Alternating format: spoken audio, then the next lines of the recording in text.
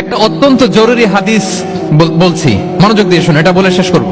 বিষ্ণু ইসলাম একবার সাহাবাদেরকে বলেন, আলা উখবিরুকুম বিআফদাল মিন দারাজাতি সিয়ামি ওয়াস সালাতি ওয়াস সাদাকা।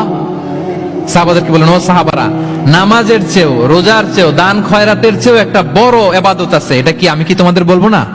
সাহাবারা তো অবাক, নামাজের চেয়েও বড় ইবাদত, রোজার চেয়েও বড়, দানের চেয়েও বড়। ক্বালু বালা ইয়া রাসূলুল্লাহ। সাহাবারা বললেন, অবশ্যই হে নবী, হ্যাঁ আপনি বলেন সেটা কি? বিষ্ণু ইসলাম বললেন, ইসলাহু যাতিল বাইন, বিবাদমান দুই গ্রুপকে মাঝখান দিয়ে যে মিলিয়ে দেয়া। নামাজের চেয়েও বড়, রোজার চেয়েও, সাদাকার চেয়েও বড়, মিলাইয়া দেওয়া। আমরা মনে করি সেজদা দিতে দিতে কপালে দাগ ফেলে দিছি, এটাই তো বড় ইবাদত। এটা তো নিঃসন্দেহে বড় ইবাদত। আমরা মনে করি হজ করতে করতে শেষ করে ফেলতেছি, এটাই বড় ইবাদত। জিকির করতে করতে আমরা দিন রাত এক করে ফেলতেছি, এগুলো তো নিঃসন্দেহে ইবাদত।